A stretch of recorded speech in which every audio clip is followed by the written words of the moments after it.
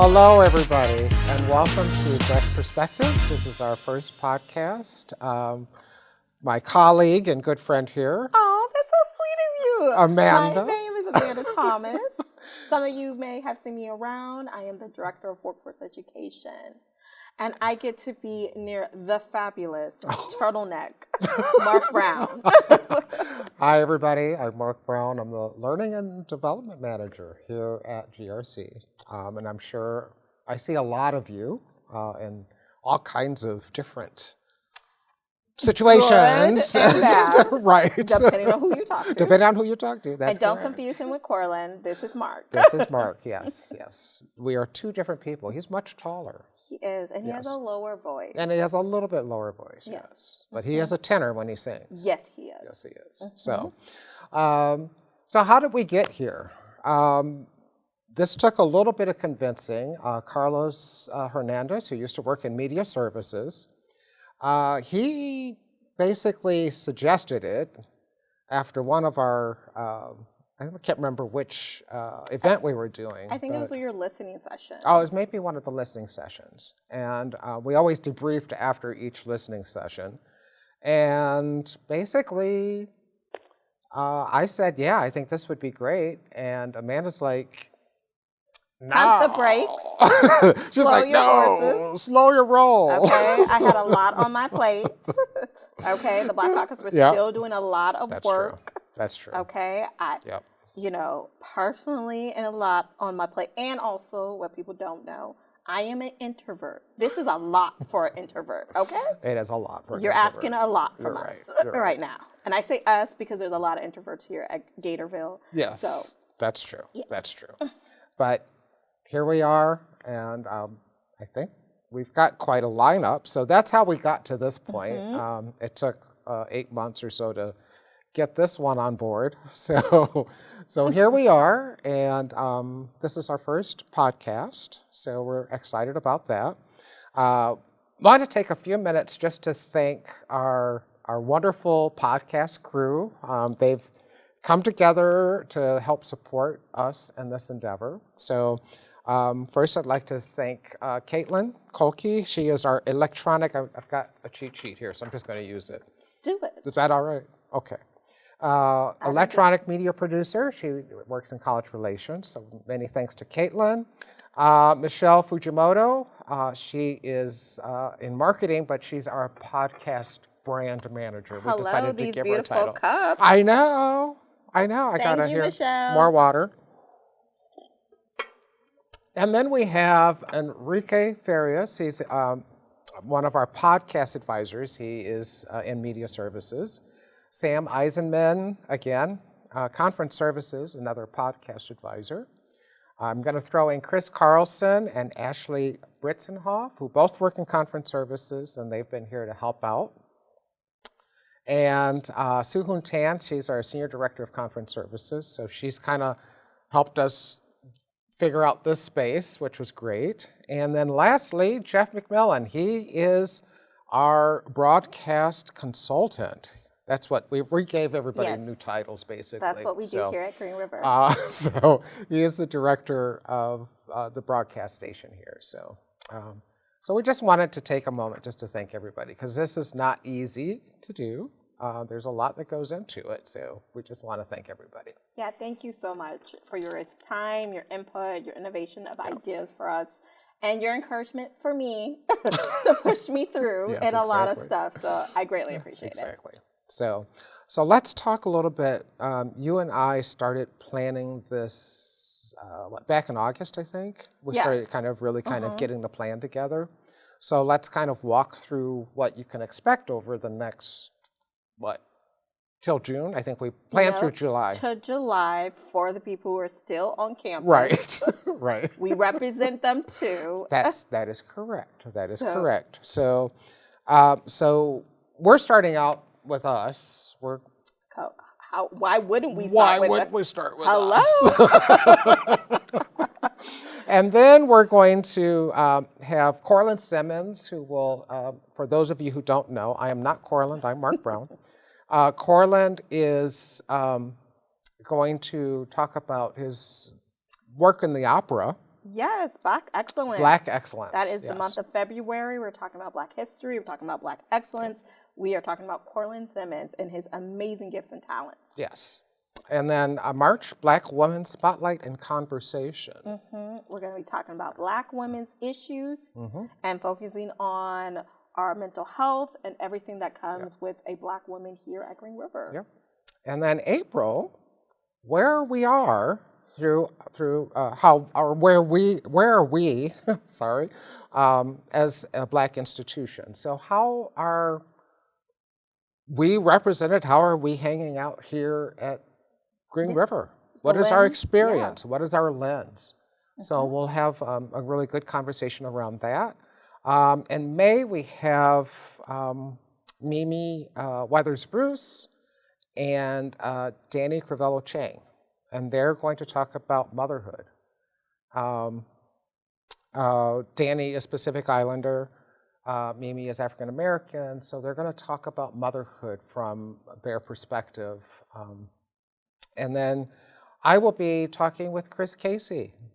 In June. In June. Yes. That's going to be great. We're going to be talking about fatherhood. And then July, Traveling While Black. I don't know. Did you know there's a podcast?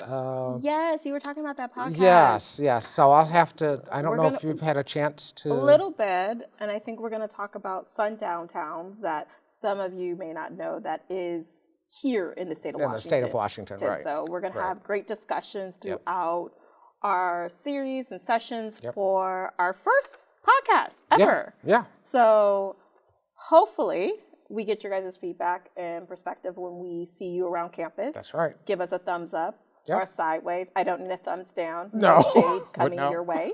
Okay? You can give it to Mark. Introvert inside of me would have been like, what? No.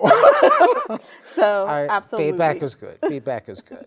So, again, that's going to be our lineup. So we hope that you'll be able to join us monthly.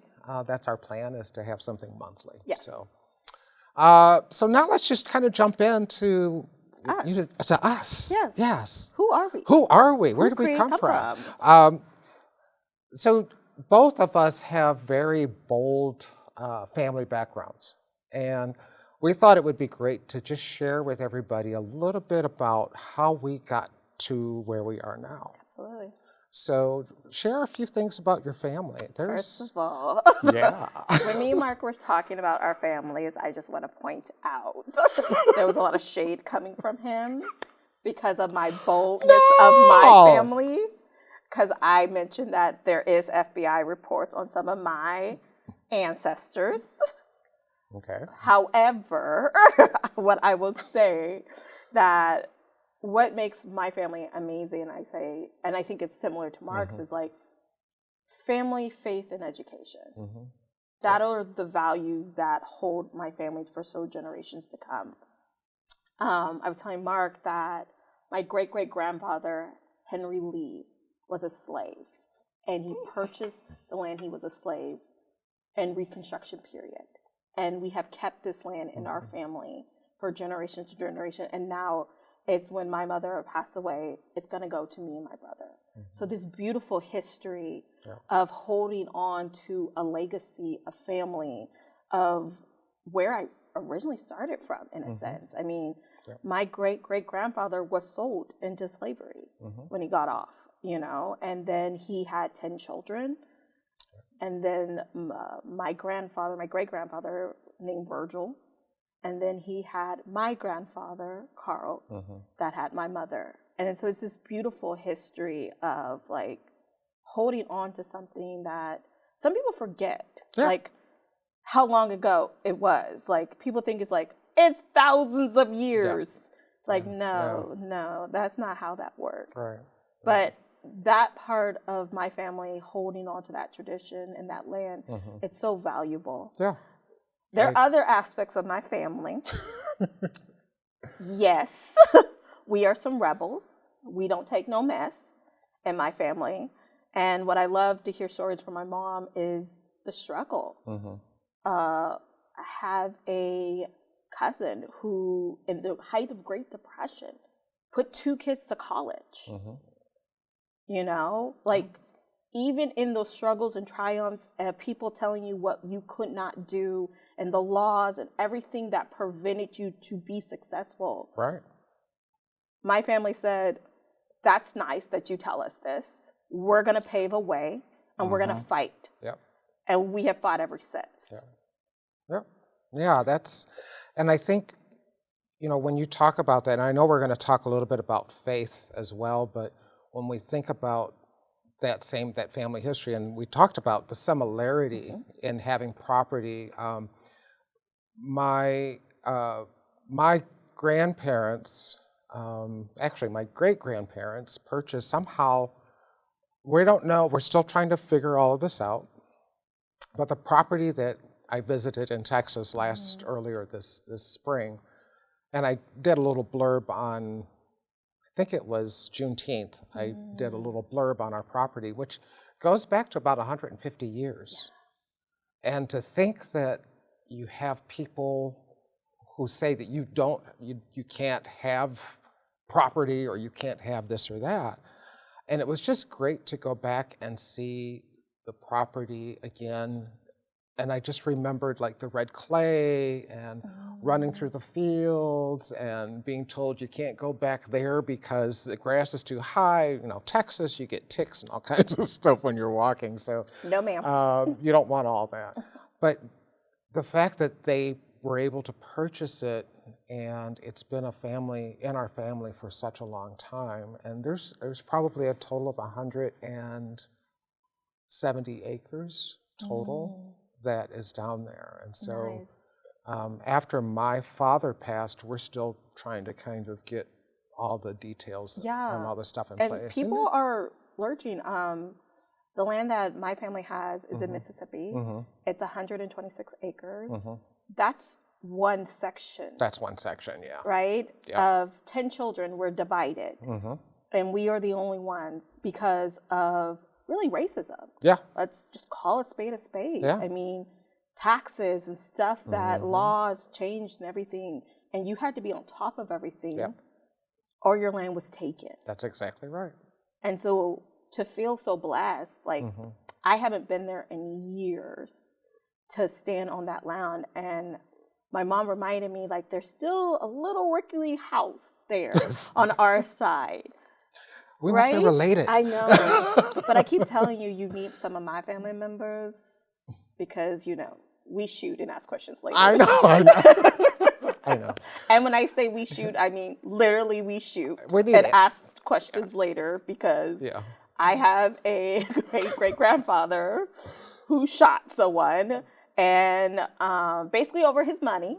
So you don't mess with people when they money. That's right. And he had to run for his life. And so there was cousins and like what happened was there was cousins and aunties that my grandmother on her side never met because he had to run for his life and people couldn't know where he was at and all of that kind of stuff because that put them at risk. Yeah. So there are things in our history of like good and bad, right? Yeah. Of how we look at it that created us. Right. And have us stand right here in front of you guys here today is because of all of that experience.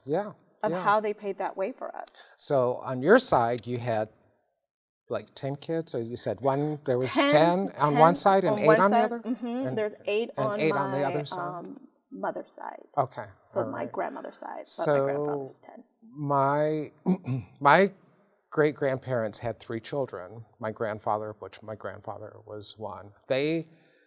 We don't even know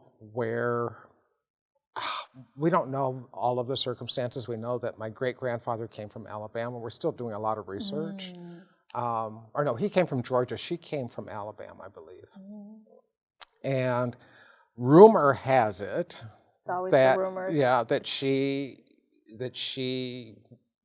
my great-grandmother had a child, and we are assuming that she was probably raped. And that his father was a Confederate soldier. And so she married my great-grandfather. So Brown actually became our name because of that marriage. And then so my grandfather ended up having 3 children. And my grandfather was in the middle. He had an older brother and then a younger sister. And so the sister, and I shared this with you today earlier, the sister used to ride on the white section of the train. And they would put her, when she would go up to Chicago, she'd be in the black section, but when she'd come back, she'd be in the white section. They're like, what's going on? She married an Italian, and so that whole side of the family, they have no contact with us. As a matter of fact, when we talk, and I don't know if we're going to talk about colorism at any point in time, but one of the things that was always said is that she would not allow her nieces and nephews who were darker to come through the front door of the house. And there's a lot of stories like that of colorism within families. And so that's another big thing. Yeah, my family came from Henry Lee, my great-great-grandfather, came in one of the Carolinas. Oh, okay. And then was brought to Mississippi. Okay. And that's where he was a slave at. Right.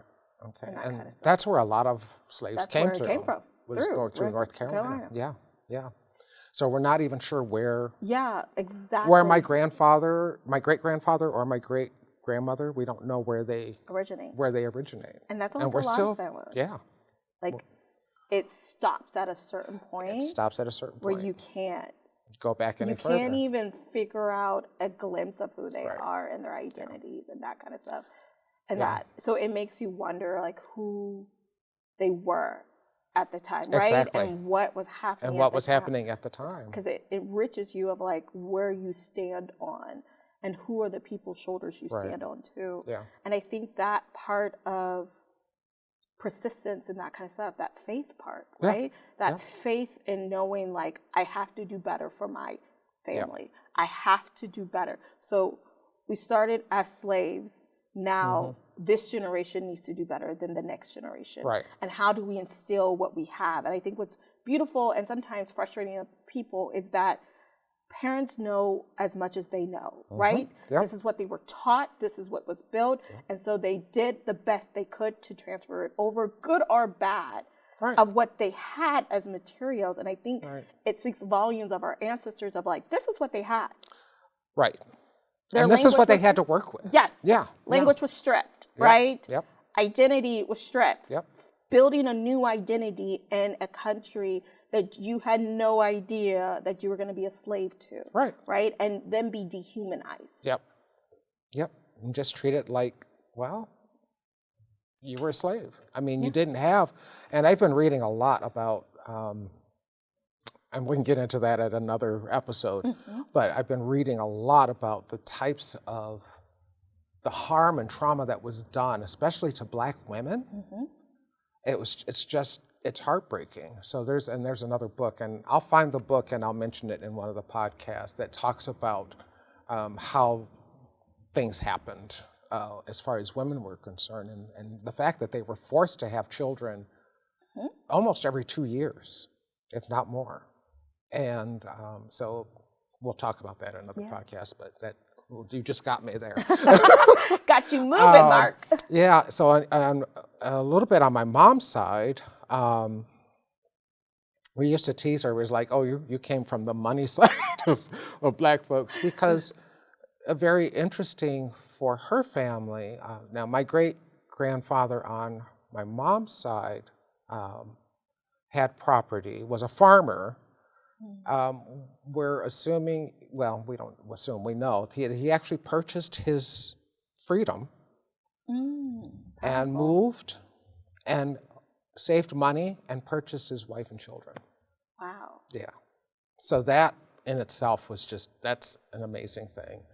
And he had 8 kids. One became one of a well-known real estate. That's how my grandmother was able to purchase her house. Oh, wow. Was into real estate. So this is right around the turn of the century in Missouri, of all places. I know. So, so anyway, so her side of the family is very interesting just because, and we'll talk about education here in a few minutes, but they were very much into education, very much into perseverance, And that carried on. That's part of the legacy I think that we Yeah. both share, and I think a lot of our Black colleagues share as well, is that there is a legacy of survival, not being a victim. Yeah. You know, I grew up being told you can do anything you want, and Yeah. I tell my nephews and my nieces the same thing, and they're like, you know. I think with my household, my mom never said that, but there was representation. Meaning, That's right. so in my household, Mm-hmm. my mama made sure every face of art, anything that comes in the house had a black face. Had a on black it. face on it. So I saw. Yeah. So it wasn't told to me, I saw it. You actually saw So it. Yeah. Black Santa Claus was not like a unicorn to me. It was like a normal. Right. And if my mom could not find a Black Santa Claus, she did paint their faces to make sure they were black. That they were black. She was not the artist. Right. So, but that mattered to me because it gave me comfort. Right. You know, I grew up in private schools, Christian private schools. And so being the only Black person, or like there's only 5 of us in a whole, grade, I know. to go home to a place where my mom and my dad both create a sanctuary of just warmness and Black excellence. Yeah. And so I knew who I was, and I am blessed and honored for that. And I know that's a privilege of mine, because there are some people who don't know who they are. That's like true. We can sit here and talk about our ancestors. We can't go all the way back, right? Right. But we know who we are. Exactly. And I think there's a generation and there's a lot of people who don't know who they are. And so people have to tell them who they are. And that's where the identity gets lost. It gets lost. And their definitely. worth and who they are gets lost every single time. And that kind of stuff. And that's where I think miseducation happens. Yeah.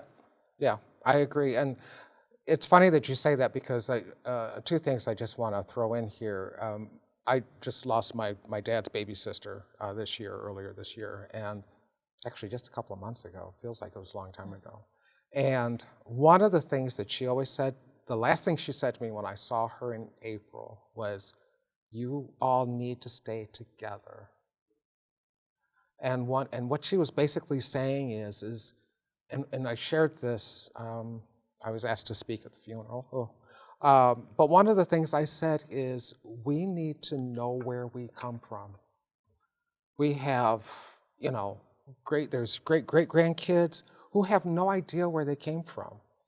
And so it's really important for us to think about, where did we come from, and how did those people survive, so that I can maybe figure out what that lesson is. Yes, and the shoulders you came And on. the shoulders, yeah, exactly. And realize that not just like figure out how they did it, Right. but acknowledge But that. acknowledge it. Acknowledge it, but also it's a double-headed sword, because it's like, we took on a lot. Right? Yes. And I think that is also toxic sometimes in our community, to feel like we have to put it on our shoulders and never take it down. Right. And I think that that's where this misperception of like Black women are always strong, and that's great to be strong, but sometimes I want to be vulnerable. I want to be weak. I am tired.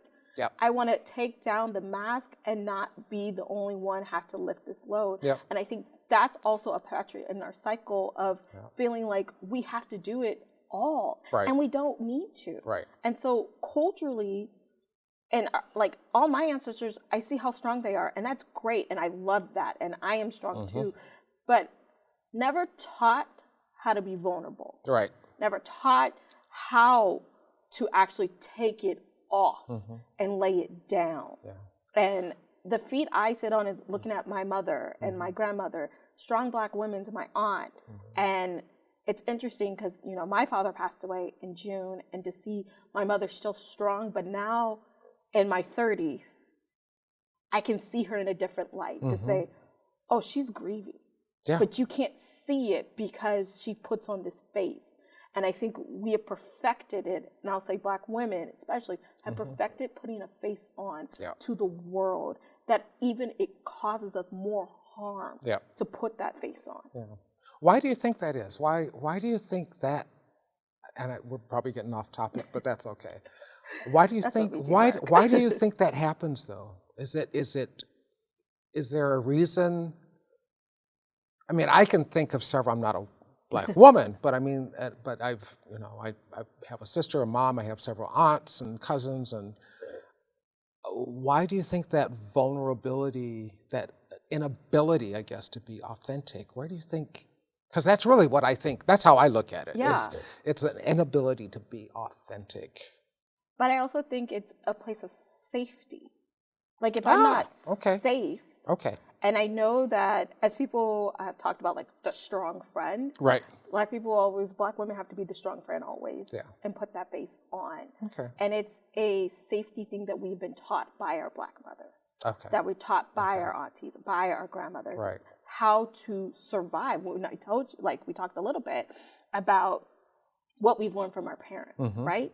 So I learned a lot of things from my mother. Amazing woman, still pouring into me as we speak of stuff. But what I have seen is when the rubber meets the road, when everything falls apart in the world, my mother always rises up. She rises up, Every single time, even when she does not want to, even though that she knows that she does not have nothing to give, her cup is overflowing and maybe cracking right now. She knows that if she does not show up, it's not going to happen. Right. And so that mentality of I have to show up, even if I'm grieving, even if I am feeling like I do not want to put a face on. Yes. I got to pour into someone else because that's what I've been taught. Yeah. Every single day. It's a very interesting, I like that, the visual that you painted for that just took me back to my mom and my sister, and wow, okay, so that's I like that. Very good. I think that's the part where it's missing sometimes. Right. That people don't see that. Right. And that's where, again, you know your history, your identity. Yes, there's some Black women and families who don't know their identity and they read books about it. Right. But we're getting to a point, let me say this. No, we're getting to a point where a lot of us are saying it's enough. Right. That we got to stop this and actually say, I don't want to be the brave one in the room. Right. Somebody else needs to take this on. And say, let it fall apart. Right. And it's hard for us as Black women, I'll speak for myself, definitely, to let something fall apart. Yeah. We can see it happen in slow-mo. Right.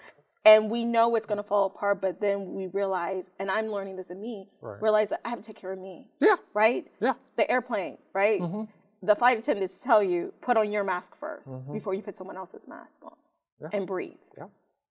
We're used to putting everybody else's mask and then we can hold on to the lungs, that hard. And I think that is also damning sometimes culturally to us. And this mindset of like, we have to be the superwoman. Right. Or Black men have to be strong, tough. Yep. Don't cry. Don't have any emotion. And it's like, do you understand that's what they told us in slavery time? That's the same thing. That's exactly it. Yep. Why are we allowing them the same mindset of dehumanizing us for our ancestors? Is now doing the same thing in our culture. Right. That we think that this is what a man is, that they can't cry, they can't have emotion, they can't break down. It was beautiful growing up seeing my father cry. Yeah. You know, it does something to you. It does something to you to see that. But we live in a world where people are like, you can't do that. I also think generationally, because my father came out of the traditional, he was born in 1922. Wow. 97 when he passed away. And my father could not cry. But he did take it out on his body in other ways. I remember when one of his sisters passed away, and it was so hard for him, and he was all set to go. He was going to fly out to California for the funeral, and he took it out on his body. He had the worst hives, ended up with pneumonia, and we're just like, Daddy, if you just cry, but he couldn't get it out, and it just. So my brother and sister ended up going to the funeral because he couldn't go anywhere. That's amazing. That is so amazing. But that's the kind of the trauma of having to be a strong male, and that if you can't get that out, Yeah. that's what it can do. Yeah. You know. For my father, Vietnam War veteran, he got a Purple Heart. He served in the Navy. And so my father had PTSD. Oh, yeah. My mom saw some of it, you know. Oh, my I'm father hid a lot of it from us. He was the second Black crew chief at Seattle City Light electrician. Okay. And the one time I saw him so like vulnerable was that I was hurting. And those are the parts that my dad is vulnerable, is when his children are hurting. Yeah. But my mom, she ready to fight, go to war, get out the way.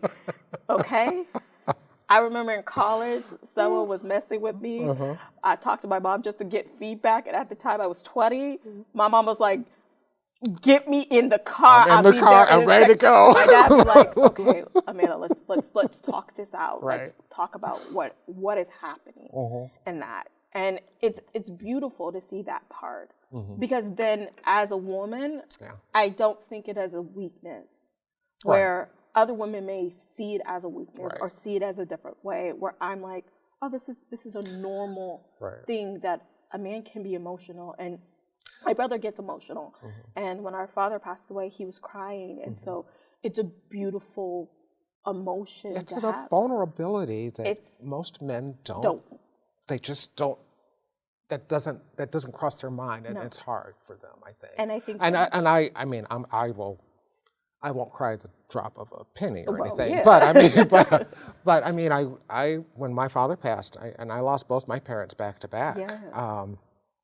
I was just a mess for half the year, and then we were in the pandemic, of course. So, and I'm still grieving. Yeah. I mean, it has not gone away, and I realize that I'm still going that grieving process. So, let's jump in. And thank you for sharing. And I was trying to share a little bit from both sides of the families of our families. So but it's a beautiful thing to have, and this is how we got here, Mark. Right? Yeah, it is. I mean, it is. You talked about how your family valued education. Yeah. In the Great Depression, we're valuing education, but education in my household looked different than other people because my household was, my mom basically said, if you don't want to go to 4-year, you're going to get a trade. So it was never taught like you have to go to a university. It was you get a trade, or you go to 4-year, or you go to 4-year, or you get out of my house, because that's how that worked in my mama's house. Right. Okay. Yeah. And I didn't have a choice. See, it was 4-year. You don't do a trade. You either go. You're going to choose something that is going to be lucrative and make you successful. I chose theater. I looked at my dad. I said, "Well, actually, I actually went for pre-law, and I'd been doing theater in high school and everything, and even got a scholarship. And I'm like, I should probably use that. And so I actually ended up signing up for theater classes. And my dad was like, "Fine." I just said, "Well, you may have to support me for the rest of your life. I'd be poor right now." So, I ain't mad at you. So, you had a gift, and a beautiful gift. Thank you. Did not have that gift. So I narrowed down my major very quickly. I said, I can't handle other people's children because I don't play that. Right. Don't have the temperament. Nope. Law, no. Yeah. So I decided to get a business degree. Yeah, which is good. And for my brother at the time, my mom, he wasn't doing so well in high school. And so my mom's like, you can be a meter reader. This is where luckily. Chop, son. Luckily, he got a scholarship for football, and that's where he pursued more in higher education and got his degree. But my family was more on trades or 4-year. My father had actually a trades background because he's an electrician. And it's funny how he got his job at the Seattle City Light. So my mom prepped him. He was a horrible interviewer, the worst. And my mom was like, "Talk about your Navy days." And he was like, nah. She's like, "If all else fails, talk about your Navy. And so towards the end, he talked about what he did in the Navy. And the guy was like, oh. And that is how he got his job. His job, yeah. And he opened the door for so many other Blacks, minority groups, women. He was the one that everyone went to because at Seattle State Light, to move up, you had to get signed off on something you do, right? So different ranks of tests, stuff like that. He brought in about 7 Black new crew chiefs. That's great. Under him. Women were moving up. He was helping the Mexican, Latino, Hispanic population sign off because other crew chiefs weren't signing off. Right. And he looked at people as human beings. You know, he's talked about when growing up, like, there's racism here. Like, we're not going to act like it's not. Right. Where he has been cussed out, called the N-word, and everything, doing his job from people. I believe that. And so that factor of trades, of seeing my father, and he made way more money than my mother with her 4-year degree. That's why I told you on this dating scene. Yeah, I know. I was okay with the trades. Right. I get something fixed. Just got to have a W-2, right? Yeah. we need W-2s. I like that. Okay. All right. But yeah, and that kind of stuff, which trades matter, Right. and that kind of stuff. But I also think, like, 4 years is not the same anymore. No, it's not. And it's interesting changed. if we really look at the history, Black people were moved towards trades. And then That's true. the transformation of switching of like, oh, actually you can make more money in trades. Turned very quickly. It turned very it's quickly. almost like gentrification of like, oh, this is actually a nice neighborhood. Yeah. Let's move our butt over here. Right. Push you out. Where are the prices up? Right. And you're like, whoa, hold up. I thought this was the Black section. You didn't want to be over here. Right. Yeah. No, it's interesting that you say that. And so with my parents, my mother was a public school administrator. Her mother was also an educator. And then on my dad's side, I would say out of the 11 kids, most of them all did some sort of either trade or college, or ended up in, my dad spent time World War II in Korea, finished off his degree, and basically they ended up in Saginaw, Michigan, of all places. Never heard of it, have you? Didn't think so. They ended up in Saginaw, Michigan because my dad was actually accepted at University of Michigan to go to dental school, because that was his plan. But then he got called back in to the service. And so by the time he got out, he was in the Chosin Reservoir, and folks look that one up. But he had severe frostbite, almost lost his feet. And so spent about a year, I guess, in the hospital recuperating from that. And he ended up as the executive director for housing. So his influence, and that was for the city of Saginaw. It was basically considered a federal job, but for the city of Saginaw and for the state of Michigan. And he had a really huge influence on helping to create Black home ownership. Basically, what my father did was he ran the projects, the housing projects, and that was the only place that Black folks were allowed to really live for the most part. And he made sure he walked that, I don't know how many square blocks, it was huge, but he would walk it, and if people weren't acting right, he'd tell them. And he'd say, you need to take care of the yard. You need to take care of, you've got a broken screen. Why is that screen broken? You need to get that fixed. You need to take care of your business, basically. And there were people, I'll never forget growing up, we could go out to dinner or go someplace or go out to the mall or something, and people would walk up to him and just say, I just want to thank you because you are the reason I own a home now.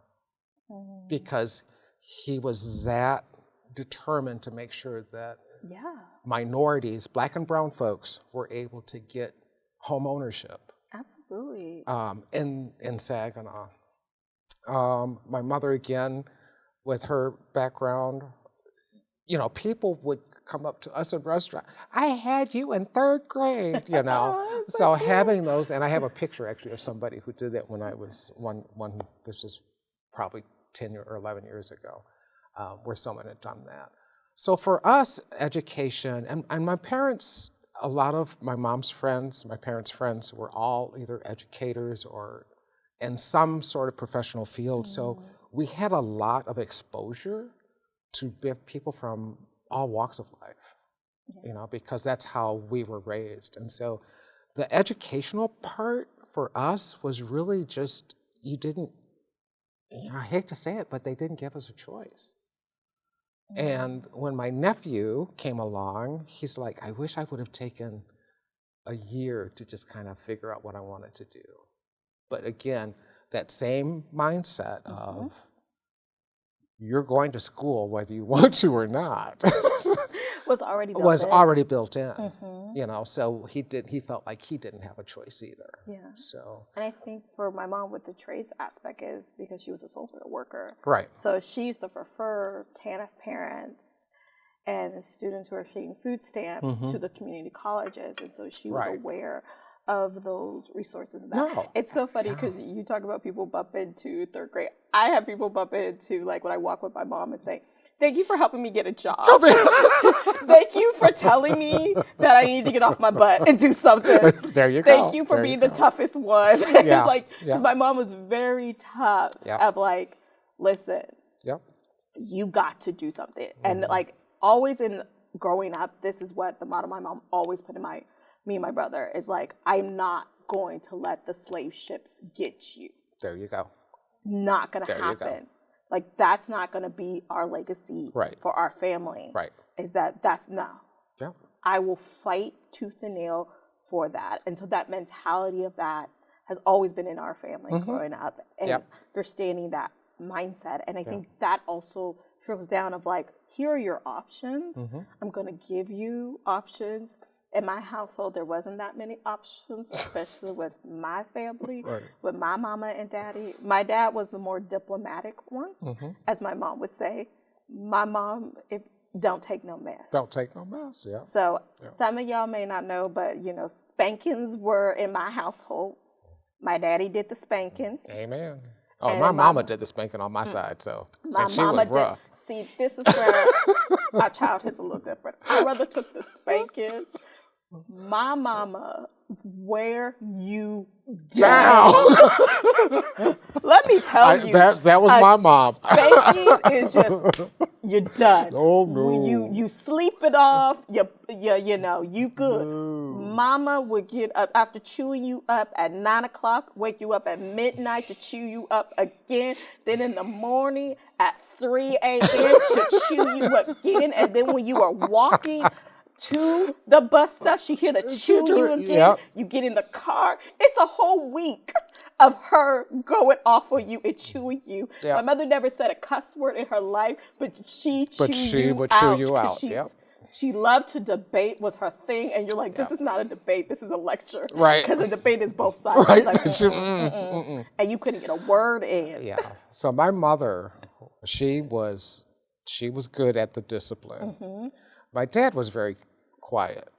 And he would just say, kids, settle down. And we were like, ooh, okay. But the one time I know I got, and I will call it a whooping, I was probably about 4 years old, and I backed the car. My parents' house is sat up, so it was kind of up on a little hill. So there was enough momentum, and the cars back then, you don't remember that, you're too young, but the cars back then, you could shift out of gear into neutral. So I came home from nursery school or wherever, I was nursery school. I was 4 or 5 years old, 4, I guess. And I wanted to go for a ride in my dad's car. He had a cool car, I wanted to ride in the car. He didn't, he's like, I'm home for lunch and I'm gonna go back to work. So he went in to get lunch. I got in the car, pulled it back. I don't know how I managed it. I got the car sitting across the street, and the patrol boy came by and said, I think your son has the car out in the street. And my dad, I scared the crap out of him, I know. But I got a good spanking that time. Don't you ever, it was one of those, every word, you got a little tap on the butt. That's one thing my dad never did. It was always 2, pat, and they were nice pat-pats, Yeah. and we were done. Yeah. It was like, you get to a point, he pat-pats you, and then literally you would sit at the dinner table, eat food, and he would just like, let it go. Let it go. Like, Yeah. it's already there. And I think that's what I get from my father is like, if a chapter is closed, Yeah. I just let it go. And he let it go. Now, my mama, on the other hand, she will remember. But let me ask her where her keys are at. She can never tell you. Isn't that funny? Isn't that funny? She can remember. I mean, you remember what you did when you were 8 years old. But you called me to find your keys? I know. Yeah, moms are good. Moms are good for It that. is- Moms are good for that. I know. They're good for that. But the beauty of a mom and a dad Yeah. to nurture you Yeah. to where you are at, right? Yeah. We talk about family, faith, and education. That's what made us. That's exactly right. That's What exactly our right. family instilled in us and how we grew Yep. to this. And we're still growing. We're still growing. You know, at each different ages and stages, we're still growing. I'm about 30 And years it's older a- than you. So. Listen. I got some gray hairs covering those up. But that's how we became, That's right? exactly and right. our lenses right. are different when we look Yeah. at equity work, when we look at the stages of the college, how we do the work we do every single day is our families, right? Yep. Our faith, our education, our ancestors are what we stand on Yep. every single that's- day. How we make decisions. And sometimes we make the wrong decisions, right? We're human beings, but Yep. that's what makes us great. Yep. That's what drives us. Mm-hmm. And what makes us the people that we are. And I, you know, there's not a day I don't think about my parents, and there's not a day that I don't think about what they have instilled in me. My integrity, my ability to work with all kinds of people or to find the best in people, I still, every day, that is in my head. And that's how I wake up. And I thank God every day that I'm able to wake up and show somebody else that I'm important. Yeah. And that not only am I important, but I see I see. you and I see the God in you. Yeah, absolutely. And that to me is more powerful. It's a thing for me that just gets me going every day. It's beautiful. And I remember when we were talking, I always told you, my father always had one thing. Did you do your best? Thank you. That's all he asked. Thank you. Every You'll make me single cry. day. And I always remember that because, you know, he passed away this June and just the words, did you do your best by these people? It didn't matter how you felt, Amanda, how frustrated, you may have said the wrong thing, you may have done things differently, but did you do your best? Did you do your best? Yeah. That is when you give people your best and your whole self of your best, then you're good at peace. Yep. Right? You lay it down and say, I gave you my best. Yep. Even if you don't give me yours, I did my part in this work. Thank you. Thank you. And that's all I'm asked to do. Yep. And that is what has always instilled me inside of me every single day. Did I give people my best? Yep. And when I don't give you my best, I will call you and be like, I'm sorry. I'm sorry. Like, I know. I didn't. I know. Because I have no problem saying I did not give you my best. And I think those are the things that is beautiful about each of our families, right? They taught us who we are. Who we are. Yep. And what builds us. Yep. Yep. And so I think that is amazing. Yeah. And I it think is. this is close to the end I think so. of our first It is. podcast, I think Mark, so. that we actually did. Yes. The extrovert, the introvert, we did We this. did it. So thank you all for listening yes, in. thank you. We greatly appreciate it. Yeah. And look forward of another podcast in February. February. Woo, woo. So again, from Amanda and Mark, Hello. hello. Thank you. And cut.